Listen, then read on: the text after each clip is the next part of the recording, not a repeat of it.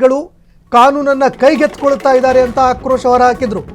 ಮೂವರು ಬೇಟೆಗಾರರ ಮೇಲೆ ಶೂಟೌಟ್ ಪ್ರಕರಣಕ್ಕೆ ಸಂಬಂಧಪಟ್ಟಂತೆ ಅಧಿಕಾರಿಗಳ ವಿರುದ್ಧ ಸಚಿವ ಪುಟ್ಟರಂಗಶೆಟ್ಟಿ ಆಕ್ರೋಶ ಹೊರಹಾಕಿದ್ದಾರೆ.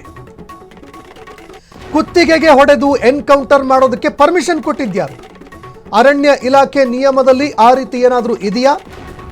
ಪ್ರಾಣಿಗಳಿಗಾಗಿ ಮನುಷ್ಯರನ್ನ ಕೊಂದಿದ್ದು ಎಷ್ಟು ಸರಿ ಅಂತ ಅವರು ಪ್ರಶ್ನೆ ಮಾಡಿದ್ದಾರೆ. ಘಟನಾ ಸ್ಥಳಕ್ಕೆ ನಾನು ಕೂಡ ಭೇಟಿ ಕೊಡ್ತೀನಿ.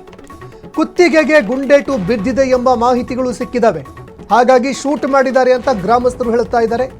ಘಟನೆ ಬಗ್ಗೆ ವಾಸ್ತವಾಂಶ ಸತ್ಯಾಸತ್ಯತೆ ಏನಿದೆ ಅದನ್ನು ಪರಿಶೀಲನೆ ಮಾಡ್ತೀವಿ. ಶೂಟೌಟ್ ಪ್ರಕರಣಕ್ಕೆ ಪುಟ್ಟರಂಗಶೆಟ್ಟಿ ಅವರು ಹೇಳಿಕೆ ಕೊಟ್ಟಿದ್ದಾರೆ. ಕುತ್ತಿಗೆಗೆ ಶೂಟ್ ಮಾಡಿದ್ದು ಹೇಗೆ? ಮೊಣಕಾಲಿನ ಕೆಳಗಡೆ ಶೂಟ್ ಮಾಡಬೇಕು, ಕಾಲಿನ ಮೇಲೆ ಶೂಟ್ ಮಾಡಬೇಕು, ಆದರೆ ಕುತ್ತಿಗೆ ಮೇಲೆ ಫೈರಿಂಗ್ ಮಾಡೋದಕ್ಕೆ ಅಧಿಕಾರ ಕೊಟ್ಟಿದ್ಯಾರು? ಪುಟ್ಟರಂಗಶೆಟ್ಟಿ ಅವರು ಈ ಬಗ್ಗೆ ಸಾಕಷ್ಟು ಪ್ರಶ್ನೆಗಳನ್ನು ಎತ್ತಿದ್ದಾರೆ. ಏನು ಹೇಳಿದ್ದಾರೆ ಕೇಳಿ. ಹನೂರು ತಾಲೂಕಿನಲ್ಲಿ ಬೆಳಗಿನ ಜಾವ ಸುಮಾರು 5:20ರಲ್ಲಿ 4 ಜನ ಮೇಲೆ ಫಾರೆಸ್ಟಲ್ಲಿ ಶೂಟೌಟ್ ಮಾಡಿದ್ದಾರೆ. ಕತ್ತಲೆಯಲ್ಲಿ ಅಂತ ಹೇಳ್ತಾರೆ, ಸಾಮಾನ್ಯ ಬೆಳಗ್ಗೆ ಆಗಿತ್ತೆ, ಇವಾಗೆಲ್ಲ 5:20ಗೆ ಬೆಳಗ್ಗೆ ಆಗ್ತದೆ. ಸರಿಯಾದ ಮಾಹಿತಿ ಏನಂತ ನೋಡಬೇಕಾಗಿದೆ, ಅದು ಪರಿಶೀಲನೆ ಮಾಡ್ತೀವಿ ಏನಂತ. ಯಾಕಂದ್ರೆ ಅವ್ರಿಗೆ ಕತ್ತಿಗೆ ಇಟ್ಟು ಬಿದ್ದಿದೆ ಅಂತ ನನ್ನ ಇರತಕ್ಕಂಥ ಕತ್ತು ಹೊಡೆದಿದ್ದಾರೆ. ಏನಾಯ್ತಲ್ಲ ಅದನ್ನು ಪರಿಶೀಲನೆ ಮಾಡಿಸ್ತೀವಿ. ಸರ್ ಏನಕ್ಕೆ ಸರ್ ಆಗಿರೋದು? ಅವ್ರು ಹೇಳೋ ಪ್ರಕಾರ ಬೇಟೆಗೆ ಹೋಗಿ ಮಾಂಸ ಇತ್ತು ಅದು ಕೊಡೋದು ಅಂತ, ಅವೆಲ್ಲ ಪುರಾವೆಗಳು ಬೇಕಲ್ಲ. ನೋಡಿದ್ವಿ, ಬೇರೆ ಬೇರೆ ಥರ ಮೆಸೇಜ್ ಬರ್ತದೆ, ಪರಿಶೀಲನೆ ಮಾಡ್ತೀವಿ. ಸರ್ ಈಗ ಸ್ಥಳೀಯರ ಆರೋಪ ಏನು ಅಂದರೆ ಅಲ್ಲಿ ಗ್ರಾಮಸ್ಥರದು ಅವ್ರನ್ನ ಹಿಡಿದು ನಂತರ ಶೂಟೌಟ್ ಮಾಡಿದ್ದಾರೆ ಅಂತ. ಗ್ರಾಮಸ್ಥರು ಹಂಗಂತ ಹೇಳ್ತಾರೆ, ಇವರು ಇಲ್ಲ ನಮಗೂ ಶೂಟ್ ಮಾಡೋಕೆ ಬಂದು ನಾವು ಮಾಡೋದು ಅಂತ ಇವರು ಹೇಳ್ತಾ ಇದ್ದಾರೆ. ಸತ್ಯತೆ ಅದನ್ನು ಇದು ಮಾಡಿದ ಮೇಲೆ ತಾನೆ ಗೊತ್ತಾಗೋದು, ಪರಿಶೀಲನೆ ಮಾಡಿದ್ಮೇಲೆ. ತನಿಖೆಗೆ ಆದೇಶ ಮಾಡ್ತೀರಾ ಸರ್ ಈ ಪ್ರಕರಣದ? ಈಗ ನೋಡ್ತೀನಿ, ಮಾತಾಡ್ಬಿಟ್ಟು ನಾನು ಈಗ ವಿಸಿಟ್ ಕೊಡ್ತಾಯಿದ್ದೀನಿ, ಮೈಸೂರಿಗೆ ಹೋಗ್ತಾ ಇದ್ದೀನಿ. ಅಲ್ಲಿ ಆ 3 ಬಾಡಿಗಳು ಅದನ್ನು ಪರಿಶೀಲನೆ ಮಾಡಿ DC ನಾವೆಲ್ಲ ಹೋಗ್ತಾ ಇದ್ದೀವಿ, ಸ್ಪಾಟ್ಗೆ ಹೋಗ್ತೀವಿ. ಅಲ್ಲಿ ಸಾರ್ವಜನಿಕರು ಅವರೆಲ್ಲ ನೋಡಿ ಏನೇ ಆದರೂ ಕತ್ತಿನ ಭಾಗ ಕೊಡೋದು ಸಾಯಿಸೋಕ್ಕೆ ಪರ್ಮಿಷನ್ ಯಾರು ಕೊಟ್ಟರು ಅನ್ನೋದು ನೋಡಬೇಕು. ಅವ್ರ ಆಕ್ಟ್ಲಿ ಏನು ಹೇಳ್ತದೆ, ಫಾರೆಸ್ಟ್ ಆಕ್ಟ್ನಲ್ಲಿ ಆ ಥರ ಕತ್ತಿಗೆಲ್ಲ ಹೊಡೀರಿ ಅಂತ ಹೇಳಿರ್ತದೆ. ಹೊಡಿಬೇಕಾದ್ರೆ ಅವರೆಲ್ಲ ಫೋಟೋಗಳೆಲ್ಲ ತಗೊಂಡು ಹೊಡಿಬೇಕಾಯ್ತದೆ. ಅವ್ರು ಶೂಟ್ ಮಾಡೋದು ಅಂತ ಹೇಗೆ ನೋಡಿದ್ರೆ ಮನುಷ್ಯರು ಪ್ರಾಣಿಗಳೆಲ್ಲ ಒಂದೇ ಬರೀ ಪ್ರಾಣಿಗೋಸ್ಕರ ಮನುಷ್ಯರನ್ನೇ ಕೊಲ್ಲ ಮಾಡೋದು ಎಷ್ಟು ಮಟ್ಟ ಸರಿ ಅಂತ ನೋಡ್ತೀವಿ. ಈಗ ಅರಣ್ಯ ಇಲಾಖೆ ನಿರ್ಲಕ್ಷ್ಯ ಸರ್ ಇದು?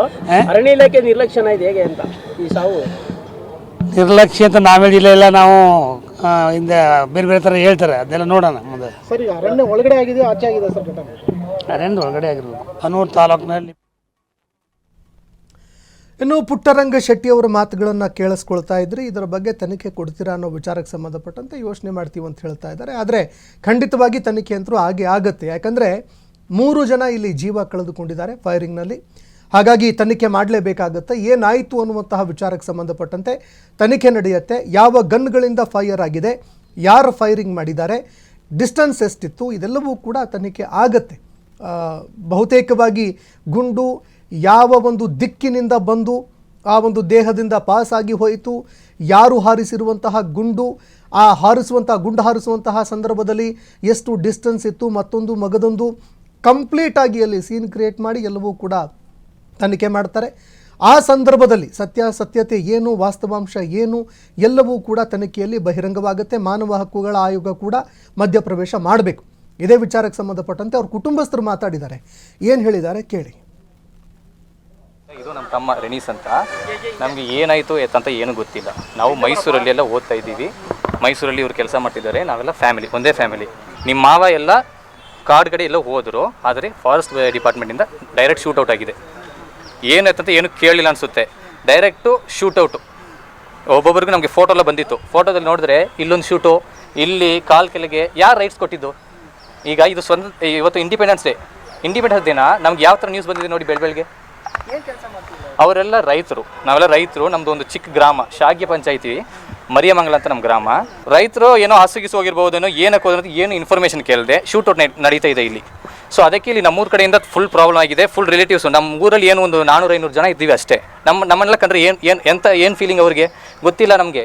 ನಾವೆಲ್ಲ ಯಾವ ಥರ ಟ್ರೀಟ್ ಮಾಡ್ತಿದ್ದಾರೆ I don't know what's happening in our country ರಿಲೇಟಿವ್ಸೇ. ನಮಗೆ ಬಂದಿದ್ದು ಬೆಳಿಗ್ಗೆ ಬಂದಿದ್ದು. ನಾವು ಬೆಳಿಗ್ಗೆ ಒಂದು 7 ಗಂಟೆಗೆ ನಾವು ಇರುವಾಗ ನಮ್ಗೆ ಒಂದು ನ್ಯೂಸ್ ಬಂದಿತ್ತು. ಇದೇ ನಿಮ್ಮ ಮಾವ ಎಲ್ಲ ಸತ್ತು ಹೋದ್ರು ಅಂತ ನ್ಯೂಸ್ ಬಂದಿತ್ತಾ? ಸತ್ತು ಹೋದ್ರು ಅಂತ ನಾನು ಶಾಕಲ್ಲಿ ಕೇಳುವಾಗ ಅವರು ಎಲ್ಲೋ ಗಾರ್ಡ್ ವಾಚರ್ಸ್ ಅಂತ ಹೇಳ್ತಾರಲ್ಲ, ಅವರೆಲ್ಲ ಶೂಟ್ ಮಾಡಿದ್ದಾರೆ ಡೈರೆಕ್ಟಾಗಿ. ನಾನು ಏನಕ್ಕೆ ಶೂಟ್ ಮಾಡಿದ್ರು, ಏನು ಎತ್ತ ಅಂತ ಗೊತ್ತಿಲ್ಲ, ಏನಕ್ಕೆ ಕಾಡಿಗೆ ಹೋದ್ರು ಅಂತ ಗೊತ್ತಿಲ್ಲ. ಕೇಳಿದ್ರೆ ಅವ್ರು ಶೂಟ್ ಮಾಡಿದ್ರು, ಇವ್ರು ಶೂಟ್ ಮಾಡಿದ್ರು ಅಂತ ಏನೇನೋ ಹೇಳ್ತಿದ್ದಾರೆ. ಆದರೆ ಅದು ನಿಜ ಗೊತ್ತಾ? ಏನು ಇಲ್ಲ ಸರ್. ಈಗ ಇದ್ರು ಈಗ ವಿಚಾರಿಸ್ಬೇಕಲ್ಲ ಫಸ್ಟು. ಅದು ಗೊತ್ತಿಲ್ಲ. ಅದೆಲ್ಲ ನಾವು ಸ್ಟಡಿ ಮಾಡ್ತಿದ್ದೀವಿ. ಅದು ನಮ್ಗೆ ನಿಜ ಗೊತ್ತಿಲ್ಲ ಸರ್, ಏನೈತೆ ಅಂತ ನಮ್ಗೆ ಏನು ಗೊತ್ತಿಲ್ಲ. ಫ್ರೆಂಡು ವಿಕ್ಟರ್ ಅಂತ, ಇದು ನಮ್ಮ ತಮ್ಮ. ಇನ್ನು ಮೃತಪಟ್ಟವರ ಸಂಬಂಧಿಕರು ಹೇಳ್ತಾ ಇರುವಂಥದ್ದನ್ನು ಕೇಳಿಸ್ಕೊಳ್ತಾ ಇದ್ರಿ. ಇವತ್ತು ಸ್ವಾತಂತ್ರ್ಯೋತ್ಸವ, ಬೆಳ್ಳಂಬೆಳಗ್ಗೆ ಈ ರೀತಿ ಒಂದು ಸುದ್ದಿ ಬರುತ್ತೆ ಅಂತಂದರೆ ಏನಂದು ಕೇಳಬೇಕು ನಾವು? ಅಧಿಕಾರಿಗಳಿಗೆ ಶೂಟ್ ಮಾಡೋದಕ್ಕೆ ರೈಟ್ ಕೊಡಿಸಿದ್ದು ಯಾರು? ಅಧಿಕಾರಿಗಳು ಬೇಕಂತಲೇ ಶೂಟ್ ಮಾಡಿದ್ದ ಅಥವಾ ಪ್ಲ್ಯಾನ್ ಫುಲ್ಲಾಗಿ ಏನಾದರೂ ಮಾಡಿರುವಂತಹ ಶೂಟೌಟಾ ಇದು? ಇದಕ್ಕೆ ಸಂಬಂಧಪಟ್ಟಂತೆ ತನಿಖೆಯಾಗಬೇಕು. ವಾಸ್ತವಾಂಶ ಏನಿದೆ ಆಚೆ ಬರಬೇಕು. ಅಧಿಕಾರಿಗಳು ಯಾರು ಈ ಒಂದು ಎನ್ಕೌಂಟರ್ನಲ್ಲಿ ಭಾಗಿಯಾಗಿದ್ದಾರೆ, ಪ್ರತಿಯೊಂದು ವಿಚಾರಕ್ಕೆ